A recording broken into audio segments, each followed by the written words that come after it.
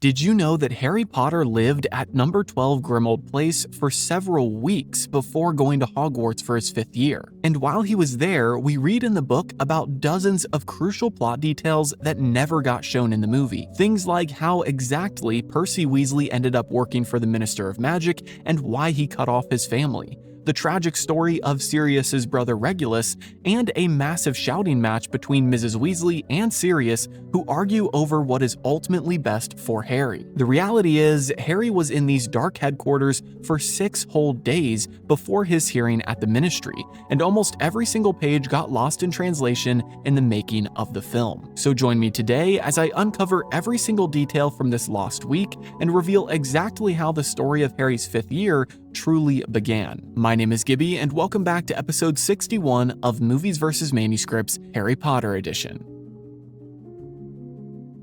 Again, welcome back to Fact or Fantasy Harry Potter, your go-to channel for all things wizarding. As a Potterhead, I've always wondered how different the movies were from the books, and I know a lot of you have thought about that too. So I've done the legwork to present you with every character, timeline, location, and plot change between the original and its adaptation. I've already gone through books 1 through 4, and I just started book 5 last week. And don't worry, you don't need to go back right now to catch up on all the episodes, but when you're done watching this video, I definitely recommend it. My goal by the end of this is to fill you in on all of the juicy details you never got in the movie. Of course though, in order to do that, we need to start off by recapping what actually happened during this scene in the movie. That way it's fresh in our mind for the analysis. So let's pick up with where we left off in the last episode, with Harry arriving at Grimmauld Place and entering this dark and mysterious home. Harry slowly walks down the hall, taking in this new location and shocked at just how dismal it looks. Down the entry hall, we see through a door into the dining room,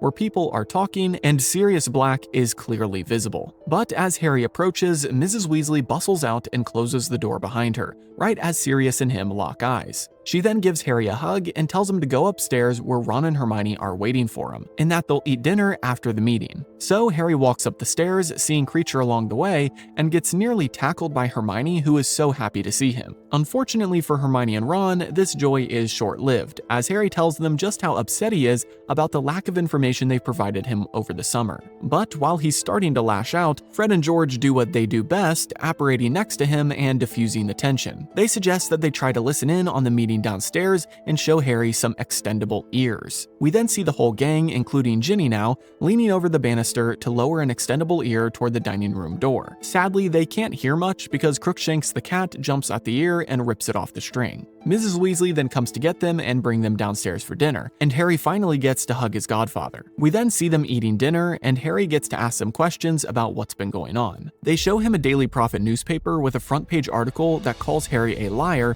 and Sirius explains that Voldemort is seeking his old allies to grow his numbers. But just as Sirius is about to tell him about a weapon that Voldemort is after, Mrs. Weasley snatches up the newspaper and interrupts, saying that Harry is too young. Then we cut to Harry in bed that night having some bad dreams, although we don't see exactly what he's dreaming.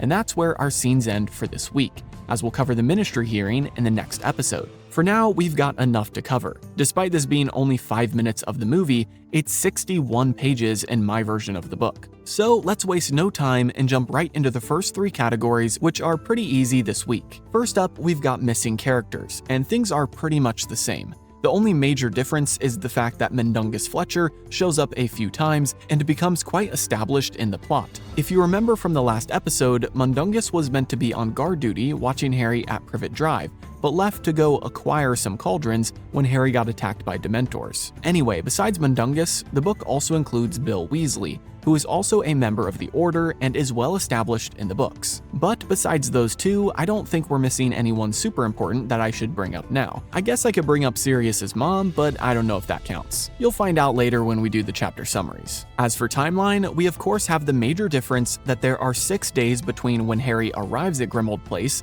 and when he has his hearing at the Ministry. Plus, we won't get into it today, but after the hearing, Harry continues to live at Grimmauld Place until September 1st.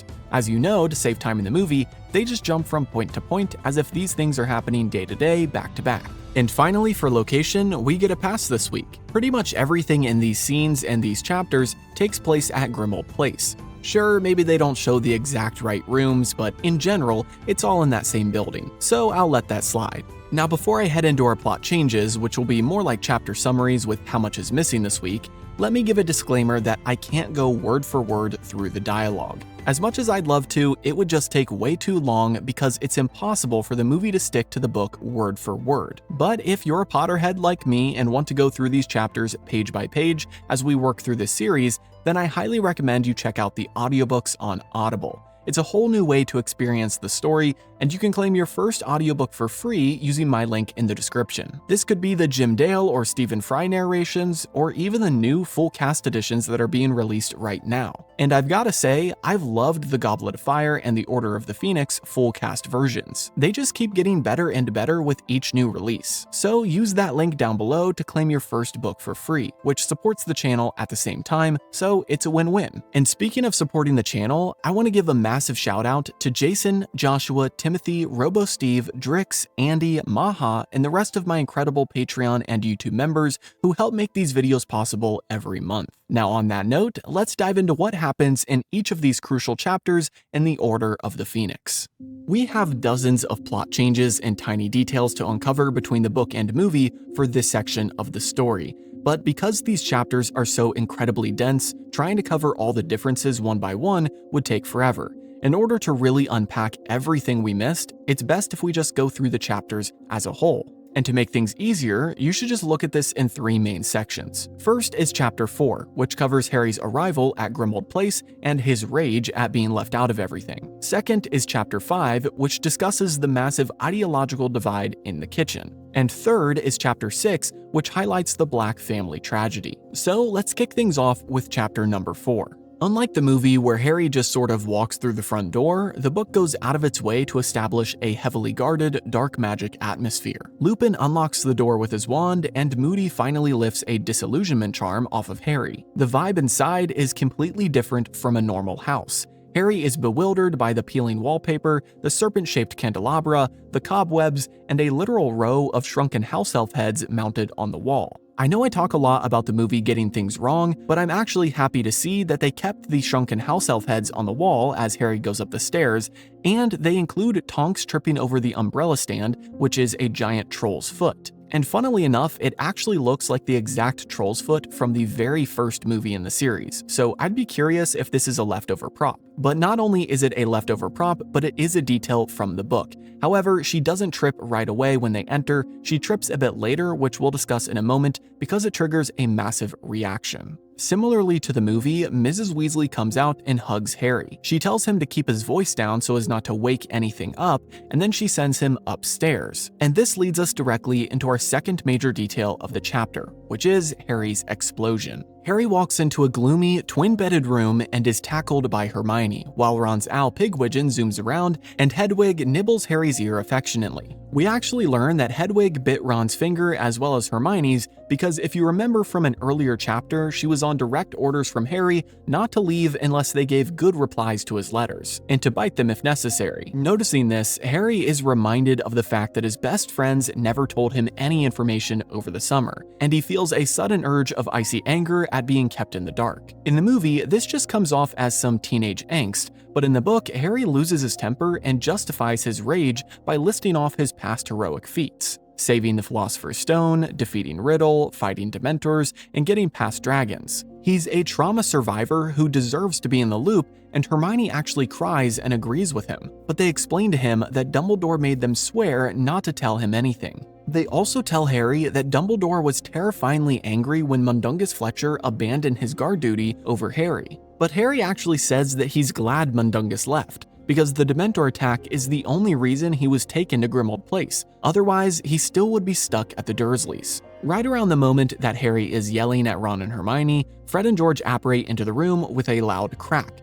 showing off that they've passed their apparition tests. Ginny enters and we get our third key point, which is a massive family betrayal. The movies obviously show Percy Weasley standing alongside the Minister of Magic later on, but they never truly explain what happened between Percy and his family. We just see him there with no explanation. In the book though, when Harry asks about him, the room goes tense. The twins explain that Percy and Mr. Weasley had a terrible argument. Percy claimed that his dad's association with Dumbledore was ruining his ministry reputation. So Percy sided entirely with Fudge, moved to London, and even dragged Harry's name into the mud, saying that Harry's word about Voldemort returning wasn't good enough. It's a huge family rift that the films gloss over. They also tell Harry about the Daily Prophet, which is a big change between the book and movie. In the movie, they show Harry a Daily Prophet newspaper with him prominently on the front page and a headline that reads, "The Boy Who Lies?" But this is an issue for several reasons. First, Harry has been receiving the Daily Prophet all summer, so he would have already seen an article like this. Second, Hermione makes it clear that the Daily Prophet has been dragging Harry's name through the mud only subtly through random articles. If someone has a crazy story, they'll say something like, "a story worthy of Harry Potter," but they never put something on the front page. Which brings me to the third point here, and that is that the Ministry is currently trying to keep Harry's encounter with Voldemort hush-hush. They would never post a front-page article like that because it would bring to light the events of the Triwizard Tournament, which Fudge is trying to cover up. We'll talk about this a little bit more later on during dinner as they talk about it with the other members of the Order. But finally in this chapter, we get the Portrait Awakening. Now, if you've never read the books, then you've never heard this before because it got entirely removed from the movie. Unlike the movie, where they successfully overhear Sirius and Mrs. Weasley talking about Harry, in the book, they can't even use the extendable ears at all, because Ginny tells them that Mrs. Weasley put an imperturbable charm on the door.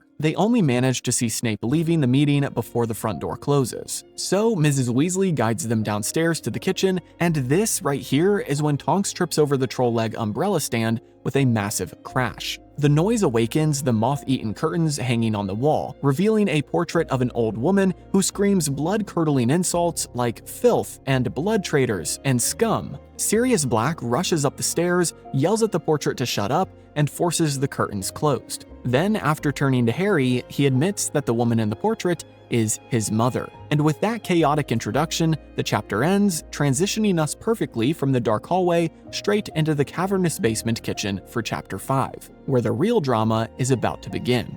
Picking up right where Chapter 4 left off, we move into Chapter 5, which is appropriately titled The Order of the Phoenix, and it kicks off with the aftermath of that screaming portrait. Sirius explains that his mother put a permanent sticking charm on the back of her canvas, which is why they can't just take it down. He also reveals that this is actually his parents' house. Since he is the last remaining member of the Black family, he inherited it and offered it to Dumbledore to use as the Order's headquarters. We learn later on in the book that his father put every protective charm on it possible, so it makes it completely undetectable. With the portrait finally quiet, they enter the cavernous basement kitchen, and we get our first major theme of the chapter: the sheer chaos of a full house. In the movie, everyone is just sort of sitting cleanly around the table, but the book paints a picture of a crowded room littered with parchment and goblets. Tonks eagerly tries to help Mrs. Weasley with dinner, but ends up knocking over a candle onto a parchment. Mrs. Weasley repairs it, and as she does, Harry catches a glimpse of what looks like a building plan.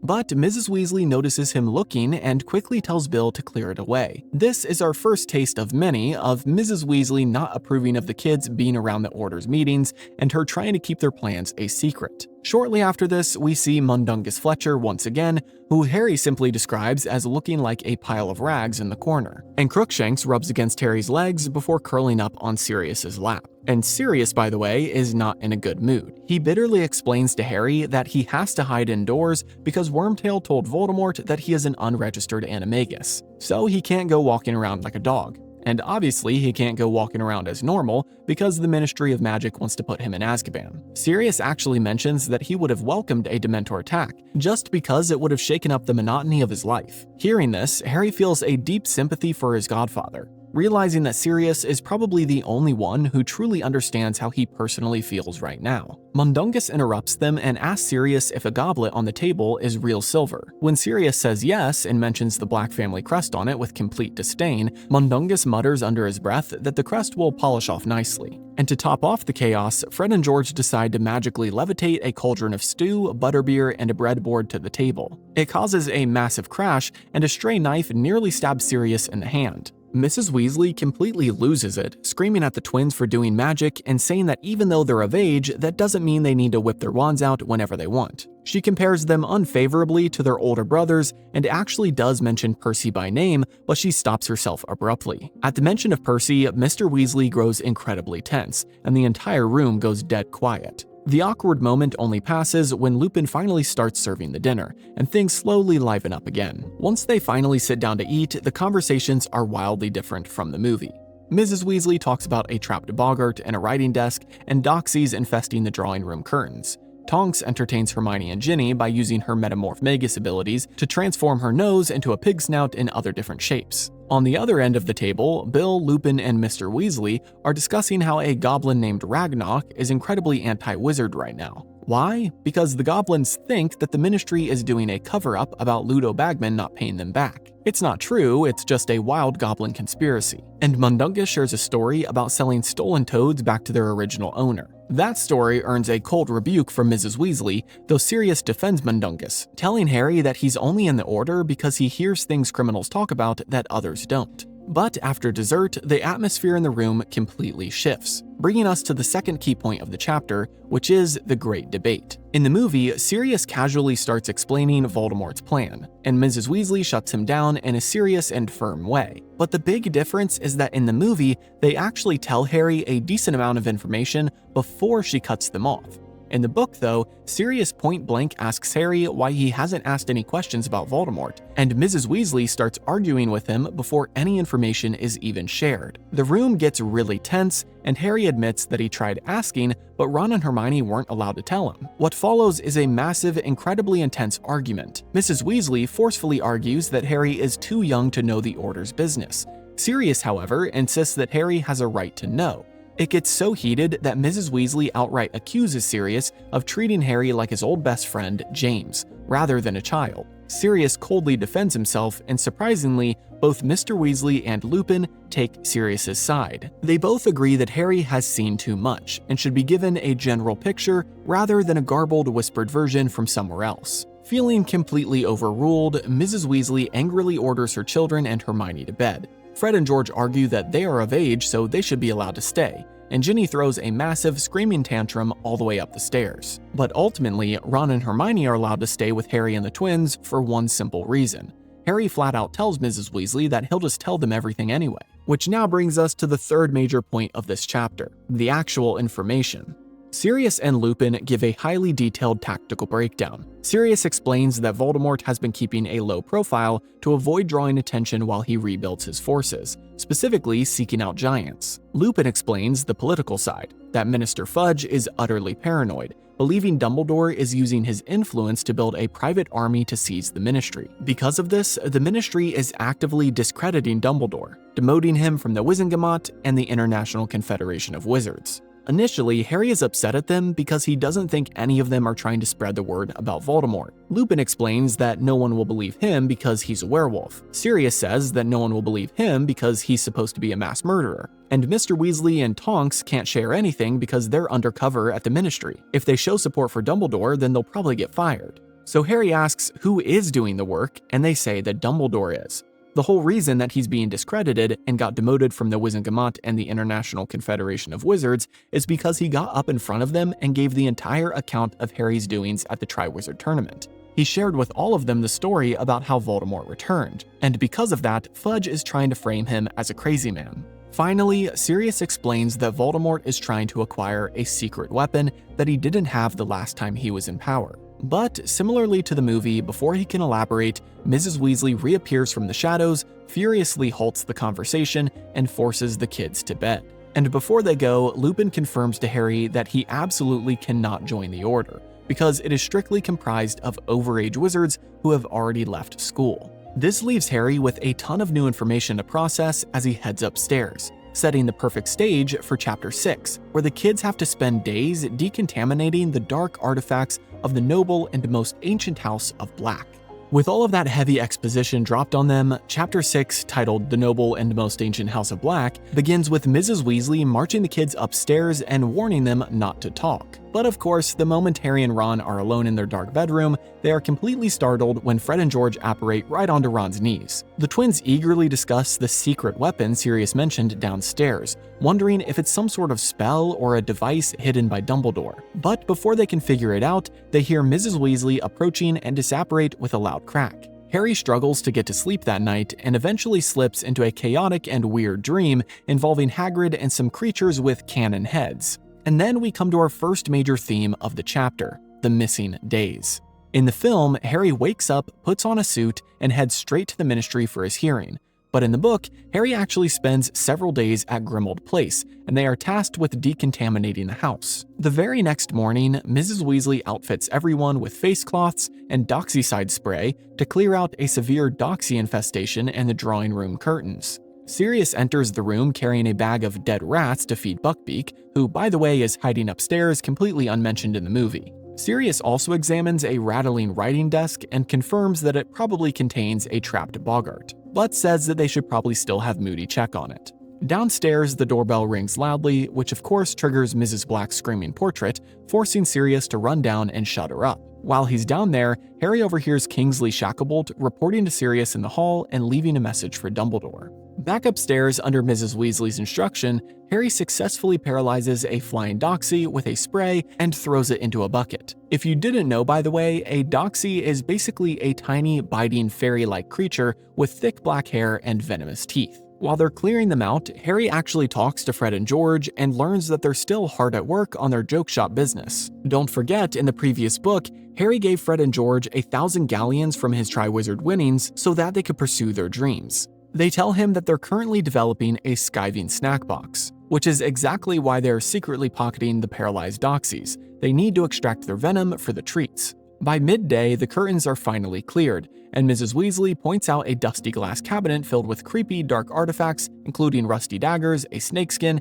and an ornate bottle of blood. Suddenly, the doorbell rings again, and this time it's Mundungus arriving with a precarious stack of stolen cauldrons. Mrs. Weasley starts screaming at him, which sets off Mrs. Black's shrieking portrait all over again. And amidst all the noise, we get our second major detail, the true introduction of Kreacher. Unlike the quiet movie version of Kreacher cleaning on the stairs, the book gives us a chilling first impression. The house elf edges into the room, bowing low but continuously muttering vile insults about blood traders and mudbloods under his breath. After noticing that Harry is the only new person in the room, he sees his scar and mutters something about the boy who stopped the Dark Lord. Sirius returns, glowering at the elf, and angrily orders Kreacher to stop pretending to clean just so he can hoard Dark family artifacts. Harry learns that Kreacher had been pretending to clean around the house just so he could pocket random artifacts and hide them in his bed. After being ordered to get out, Kreacher shuffles out of the room, muttering hateful curses at Sirius, and Harry's godfather explains to him that he can't just free Kreacher because the elf knows far too much about the Order of the Phoenix. This naturally transitions into one of the biggest lore drops of the book. Now, the movie technically doesn't entirely skip the Black family tree tapestry, as they show it later when Harry goes back for Christmas. But in the book, it happens right here in the beginning of the story. Sirius shows Harry the tapestry and points out a circular burn on the fabric where his mother literally blasted his name off when he ran away at 16 to live with James Potter. Sirius then points out his younger brother, Regulus Black. He reveals that Regulus was a Death Eater who panicked, got in too deep, and was killed on Voldemort's orders. Sirius also explains how all the pureblood families are interrelated, noting his direct relation to the Malfoys and Bellatrix Lestrange. After taking all of this in, Harry asks if he can live with Sirius if he gets expelled at his hearing, and Sirius just smiles sadly and says, "We'll see." Over the next few days, the decontamination of the house continues, and it is a treasure trove of dark magic Easter eggs. They empty the dark artifacts from the cabinets, and Sirius actually gets bitten by a silver snuff box filled with a wart cap powder, which George promptly sneaks into his pocket. They find a spider-like tweezers instrument, a sleep-inducing music box, and an Order of Merlin first-class medal. And finally, we learn about a heavy, unopenable locket. This locket is actually a massive Easter egg because it is the Locket of Slytherin, which Rowling later used as a Horcrux. Who knows if it was intentional by Rowling at this early stage in the writing process, but it's a brilliant detail to catch on a reread. Kreacher repeatedly tries to smuggle these items out of the trash, sobbing furiously and calling Sirius terrible names when he throws away a golden family ring. They continue to clean for all 6 days that Harry is there before his hearing. Meanwhile, the doorbell continues to trigger the screaming portrait over and over again, giving Harry brief glimpses of visitors like Snape and Professor McGonagall. And then finally, Harry gets to the morning of his hearing. Mr. Weasley prepares to take Harry to the ministry, but before they leave, we get a massive emotional gut punch that the film completely omits. Mr. Weasley reveals that Dumbledore actually visited the house the previous night. Hearing this makes Harry feel even worse. because it meant that Dumbledore was right there under the same roof and actively chose not to ask to see him. It's a devastating note to end the chapter on and perfectly sets up Harry's feelings of isolation as he heads off to face the Ministry. When you look at these 3 chapters side by side with the film adaptation, it's wild how much depth and character development was just left on the cutting room floor. By rushing Harry straight through the front door of Grimmauld Place to his Ministry hearing, the movie completely glosses over the heavy emotional toll that the summer takes on him and the people around him. We missed out on the heartbreaking reality of Percy Weasley cutting ties with his family and siding with the corrupt Ministry. We lose the intense, very real ideological divide between the adults over how to treat Harry, with Mrs. Weasley desperately trying to protect his childhood and Sirius insisting that he be treated like a soldier in a war that he's already fighting. We miss the chilling, proper introduction of Creature, the reveal of Regulus Black's Death Eater past, and the days spent purging dark artifacts, which casually included a literal Horcrux just sitting in a pile of trash. But to top it all off, the film ignores the immediate emotional sting of Dumbledore's absence. Knowing that Dumbledore was actively in the house but completely refused to see Harry adds a massive layer of isolation and abandonment that ultimately defines Harry's entire 5th year. It just goes to show how much rich lore and family drama gets lost when a dense book has to be squeezed into a feature-length runtime. But what do you guys think? Which of these Grimmauld Place details do you wish they had included in the movie? Let me know down in the comments, and as always, if you enjoyed, please like and subscribe as that greatly helps out the channel. And if this was your first video, well, first of all, thanks for watching until the end. But also, there are 4 other seasons of this series right here for free on YouTube. You can check out the playlist on my channel to catch up on all the episodes you've missed so far. Have a great week, and I'll see you in the next video.